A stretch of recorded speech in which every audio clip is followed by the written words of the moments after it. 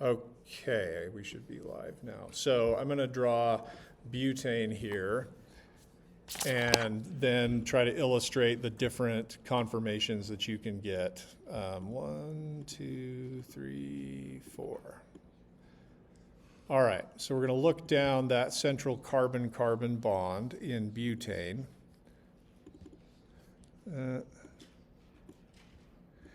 And see that in this conformation that I've drawn, the two carbons, the two methyl groups, one on the front carbon and one on the back carbon, are opposite each other. We're going to have a name for that conformation. We'll call that the anti conformation, because the two methyl groups, one in the front and one in the back, are directly opposite each other. Or their dihedral angle is 180 degrees. And we can measure that here by clicking the bonds of the carbon-hydrogen, clicking the atoms of the carbon-hydrogen bond in the front and in the back. Sorry, carbon-carbon bond. And this will tell us that the angle between those two methyl groups is 180. Okay. So that conformation is different from the conformation that we're going to get to when we rotate around the carbon-carbon bond. And we're going to keep the, let's keep the one in the back fixed and rotate the one in the front.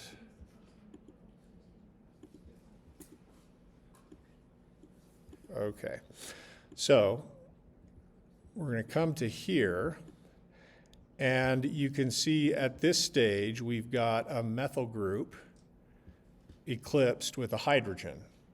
That ought to be worse than a CH bond eclipsed with a CH bond, because the methyl group is bigger, has more electrons. All right, so in order to get from this anti-conformation, where the dihedral angle is between the methyl groups is 180 degrees, to this other staggered conformation, you have to go through one where the methyl CH, the carbon-carbon bond in the front is eclipsed with the carbon-hydrogen bond in the back. All right, so this should be an energy minimum. This should be a local energy maximum. And then if you continue rotating through, you can get to this other staggered conformation. In this staggered conformation, the carbon-carbon bond in the front is now not directly opposite, but has a dihedral angle of 60 degrees with respect to the carbon-carbon bond in the back. We're going to call that the gauche conformation, or Gauche, and I'll write that down once we get back to the iPad. And that's a French word, and I forget what it means, and I'm not even sure if you know what it means, that it applies to two methyl groups being next to each other. Left. Okay. One methyl group is to the left of the other. By the way, the word for left in Spanish is way cooler than the word for left in French. Izquierda, right? Yeah. Boo, some of you are saying. Okay, so anti, that, oops, why did it do that?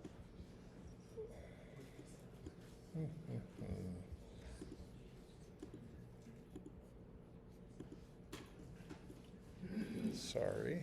Yes? What kind of consequences does this have for biological systems? Dihedral angles are really important. Rotating around carbon-carbon bonds are really important in proteins. They make the difference between an alpha helix and a beta sheet. And you'll learn more about that in 352. All right, so this is a gauche conformation, and we can continue to rotate. You can see that this gauche conformation should be higher in energy than the anti-conformation, because the methyl groups are close to each other. And in fact, if you built a model, particularly a space-filling model, some of these carbon-hydrogen bonds would almost be touching each other. Then, if we continue to rotate through, we'll go through this this eclipse conformation, and it looks pretty, but energetically it is not, because of because of electron-electron repulsion. Another word for that your text uses is called steric hindrance, which is just a fancy OChem way of saying that you can't get two large groups to be any more. Let me try that again. You can't get large groups to be very close to each other, because as they approach each other, their electrons start to repel each other.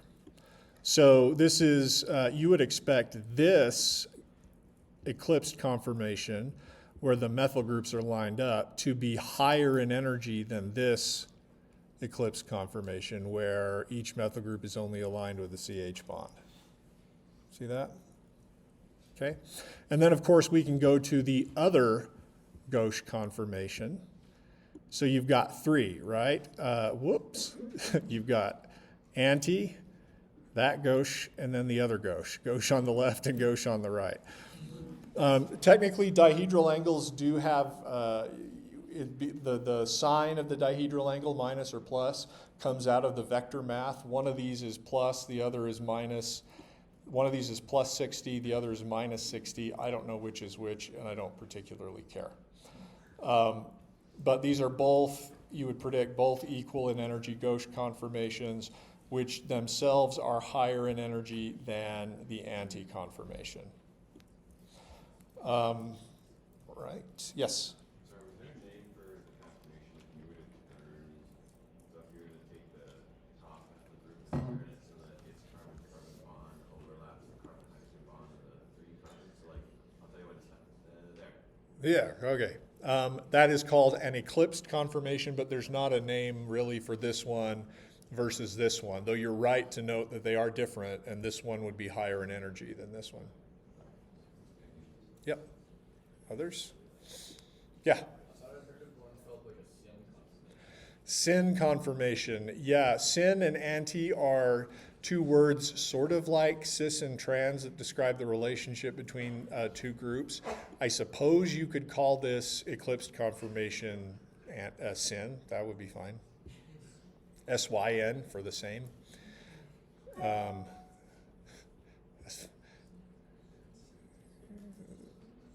Sinful conformation, no such thing. Yeah. All right. So I want to show you now something from the iPad. So I'm going to stop this, touch it. Okay. Sorry about that. So we can look at conformations in a slightly different way if we go to this Spartan app. And I can show you, let's see, who is that? Yes, that is my son, Adam. I have a lot of pictures like that on various devices. Never gets old. All right, so I'm going to draw butane here. That's a terrible drawing of butane. We'll come here and we'll click there, and this is going to show us the two conformations available to butane. This is the anti-conformation, and then this is one of the gauche conformations. And I want to show you this in space filling. Do you see how they're actually, the two methyl groups are actually pretty close to in contact? That's where we get the steric repulsion or steric hindrance from.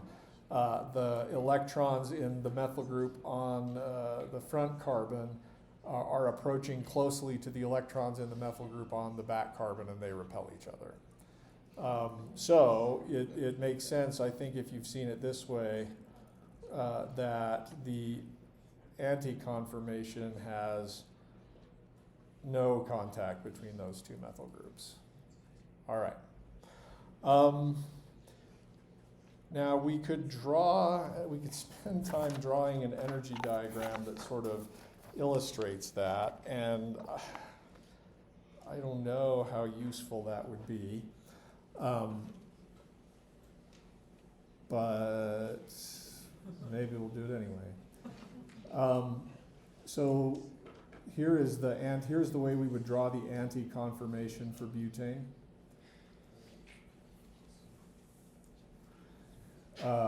And then if we wanted to get to one of the gauche conformations for butane, this is where copy and paste really, really becomes useful. Okay, we're rotating through, we'll call the dihedral angle here 180 degrees. We'll call it here 60 degrees. We've rotated through 120 degrees, and in the middle at, wait, hold on. What am I doing wrong? Sorry. My apologies.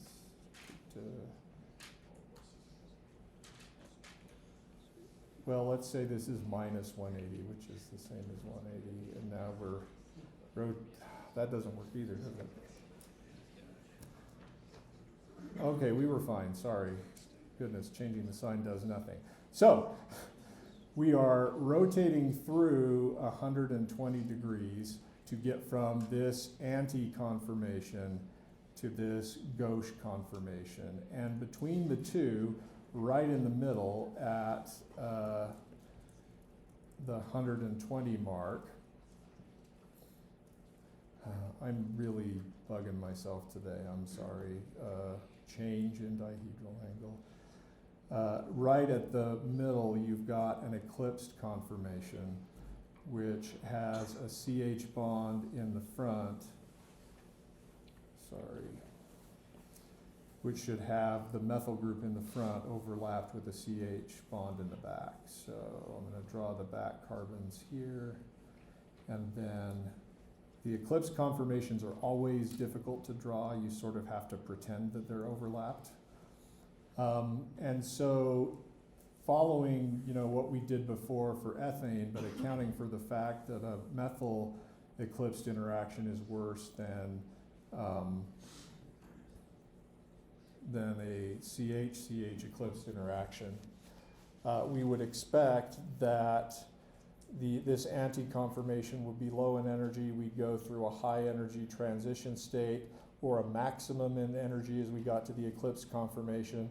And then we get here to the gauche conformation, which we expect to be higher in energy than the anti-conformation. And that energy difference, I think your text points out, not worth memorizing, but it's about 3 kilocalories per mole.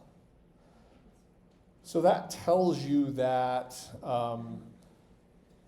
the methyls gauche to each other is a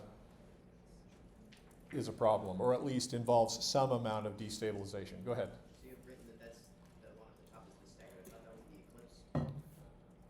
Goodness sakes, I'm sorry.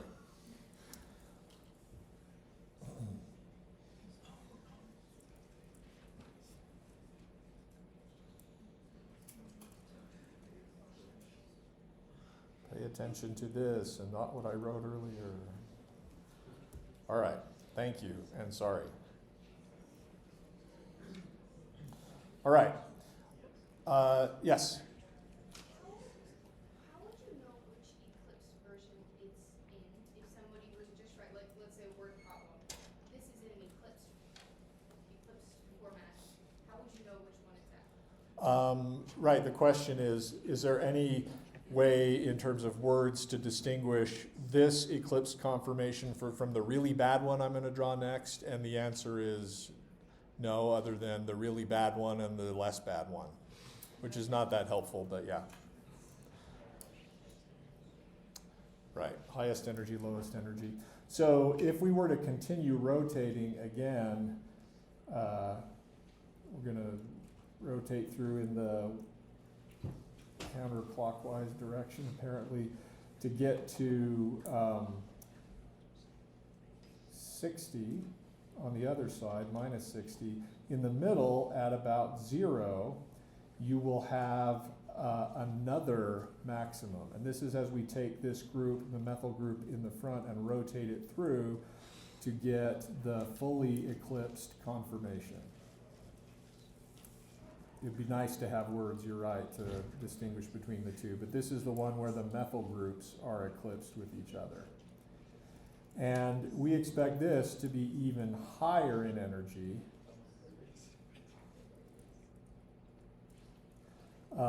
than the eclipsed interaction here. And in fact, this energy difference between, well, I didn't actually even write it down, but it's quite large. It's on the order of about 10 kilocalories per mole.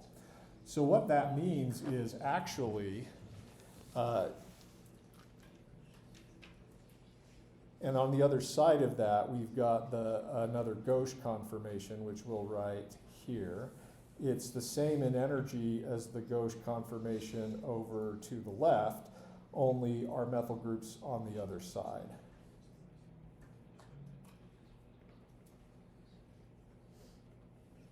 Okay.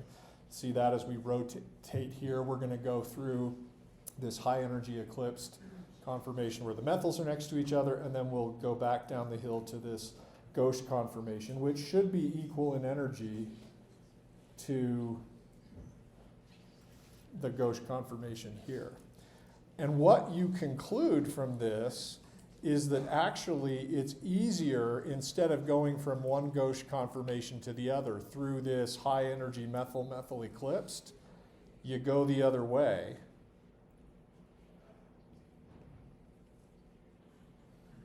We'll go here to minus 180, which is the same as 180. So we're just repeating here.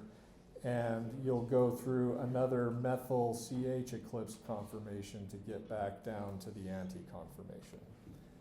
And that other eclipsed conformation, again, would have a CH, a carbon-carbon bond in the front overlapped with a carbon-hydrogen bond in the back.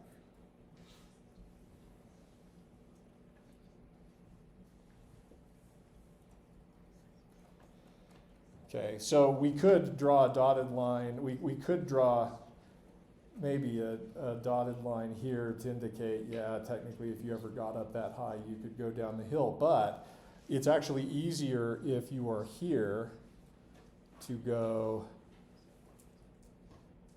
through the anti-conformation back to the other gauche. All right? Questions about that? Yeah.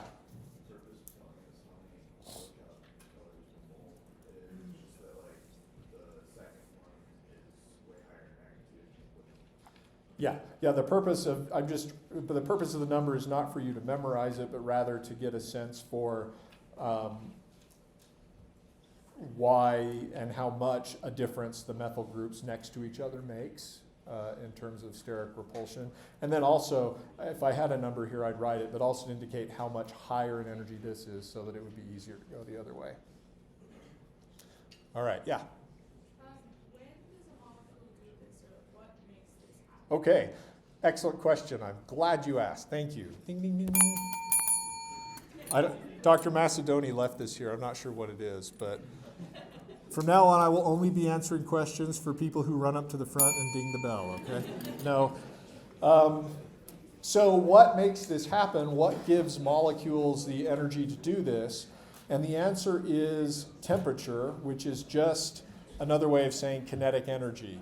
So temperature literally means the average kinetic energy of molecules in a sample. And you can estimate that kinetic energy with 1/2 times the gas constant times temperature. And that's the amount of energy on average at a given temperature that a sample will have per mole. And so if this number, we could do a little bit of math here. We probably won't. The gas constant in kilocalories per mole is 19872. And this is like room temperature is about 300 Kelvin. So it's about 3 divided by 2 is 1.5-ish. So it's actually not going particularly well, is it? I'm not doing the math very well. In any case, you have enough at room temperature to go over this barrier, but not enough to go over this one. So yeah, it's just what makes this happen is just the missing an A, average kinetic energy of molecules bumping into each other.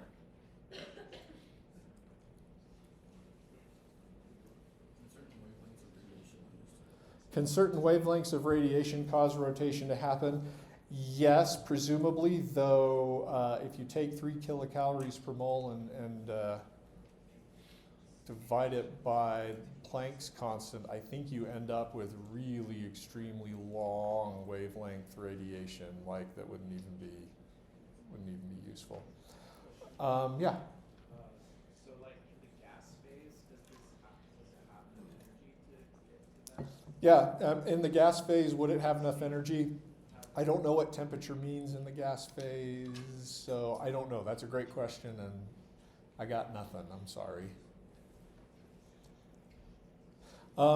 If you want to see another image of this process, or another demonstration of this process, I got the molecules app. Ooh. So this is an app version of a book by Theodore Gray about molecules, and that's just why it's called Molecules. Sorry. And you've got in the back of the app, you've got this simulations of molecules, and they actually wiggle around. So these are actual what are called molecular dynamics simulations of the molecule. Here with temperature, that's I can turn up the temperature, and as I do that, I start to see, we just missed a going from gauche to anti. We're sort of gauche now. If we turn up the temperature even more, cool it back down, speed it up,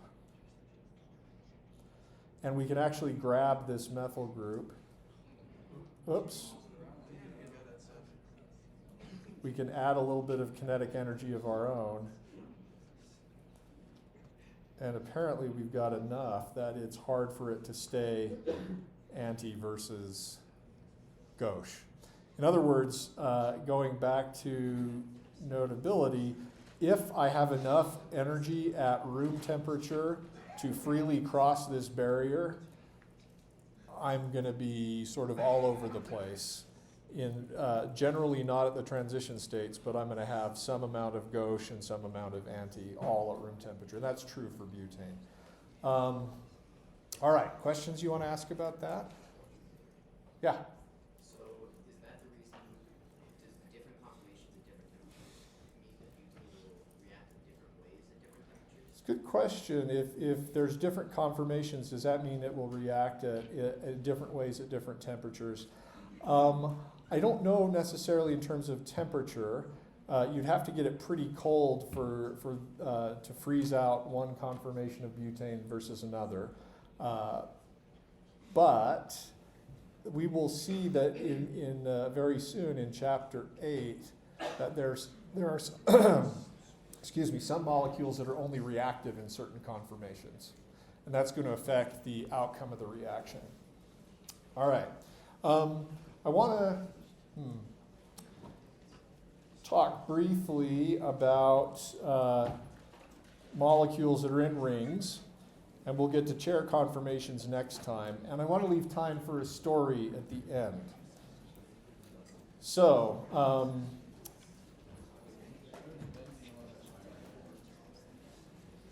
here is, nope, that's not the one, cyclopropane. Here is cyclopropane.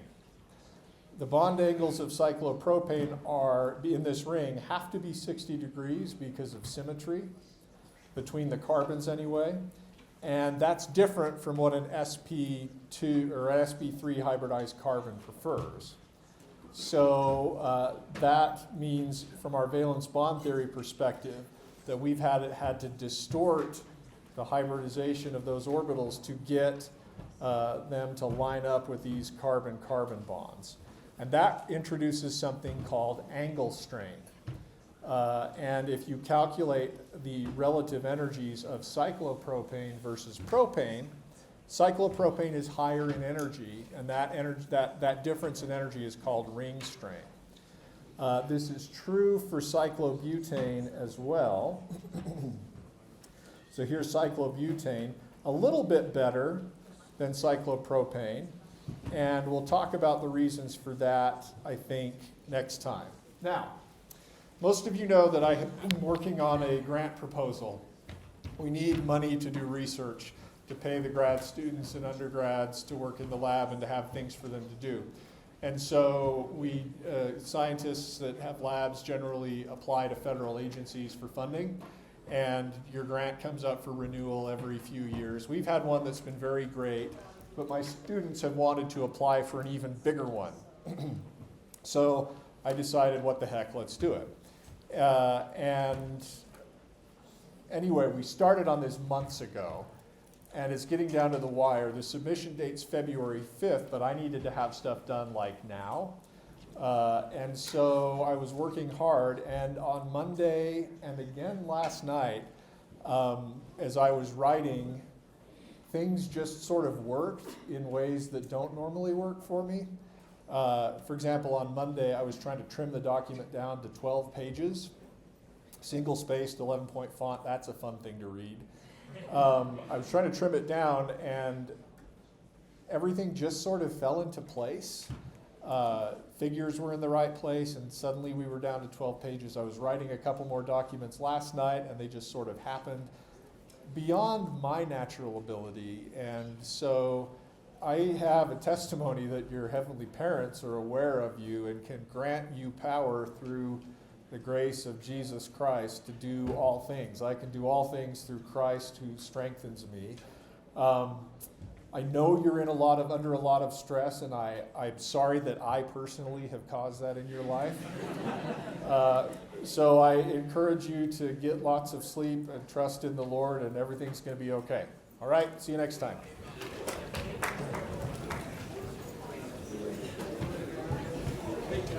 You bet. Have a good one. Dr. Bryce? Yes, sir. I was just curious, so I've been doing the 4 study guide. I'm just curious, what do we kind of want to